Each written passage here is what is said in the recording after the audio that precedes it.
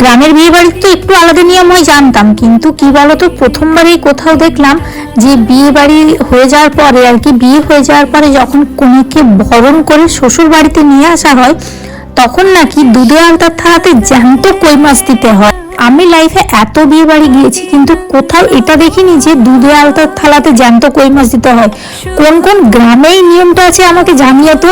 আর আমার দেখা এই নিয়মটা একদম আলাদা, মানে আমি না দেখে প্রথম বলছি এইটা পায়ের কাছে দেবে, ওরা বলছে হ্যাঁ এরকমই তো নিয়ম।